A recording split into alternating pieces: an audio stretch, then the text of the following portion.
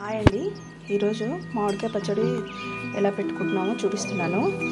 ఆవకాయ ఇప్పుడు చూపిస్తున్నాను కదండి. ఈ గిన్నెతోని 3 గిన్నెల మామిడికాయ ముక్కలు అనమాట. అందులో కొద్దిగా పసుపు నూనె వేసి తట్టి పెట్టుకున్నాను అనమాట. మళ్ళీ అదే గిన్నెతోని ఒక కారం వేస్తున్నాను.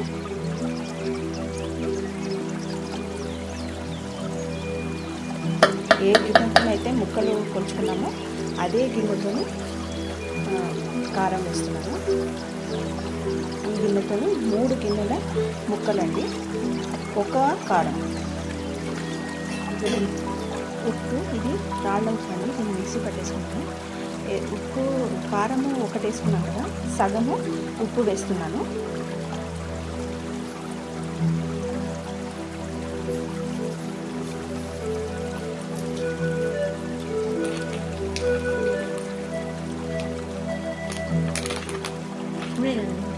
ఇది తలగొట్టి ఆవపిండి వేస్తుందండి.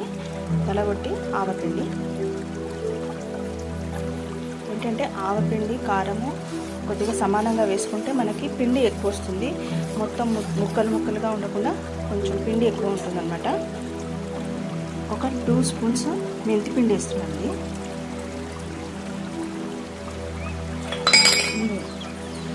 కొద్దిగా ఇంగువ,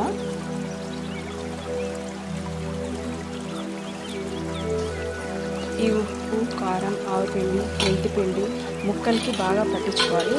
ఫస్ట్ మనము ముందే ముక్కలలో కొద్దిగా పసుపు నూనె వేసి కలుపుకున్నాం అన్నమాట. దాంట్లోనే ఈ ఉప్పు కారము మెంతిపిండి వేసేసి ముక్కలకి బాగా పట్టించేసుకోవాలి, కలుపుకోవాలి బాగా.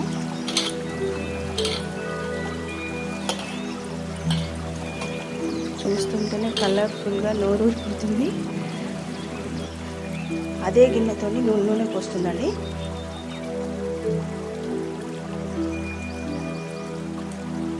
నేనైతే పల్లి నూనె వాడాను. ఏ గిన్నెతోనైతే ముక్కలు తీసుకున్నామో అదే గిన్నెతో నూనె. మీ ఇష్టం అండి, మీరు నువ్వుల నూనె కూడా వాడుకోవచ్చు. మా అమ్మ పల్లి నూనె వేస్తుంది. బాగా నూనె ముక్కలకి ఉప్పు కారం అన్నీ పట్టించేయాలి. 3 రోజుల తర్వాత మళ్ళీ కలపాలండి.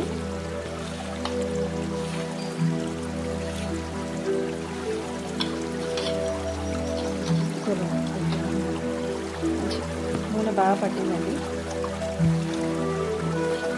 నూనె కొద్దిగా ఎక్కువ పోసుకుంటే పచ్చడి పాడుకాకుండా ఉంటుంది.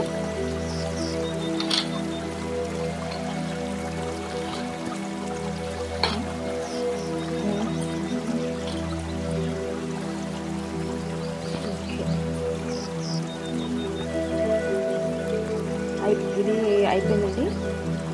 దీన్ని 3 రోజుల తర్వాత ఒకసారి కలిపేసుకొని ఒక సీసాలోకి పెట్టేసుకుంటే ఆవకాయ రెడీ అండి. ఈ వీడియో మీకు నచ్చినట్లయితే నా ఛానల్ని సబ్స్క్రైబ్ చేయడం మర్చిపోకండి ఫ్రెండ్స్. Thank you.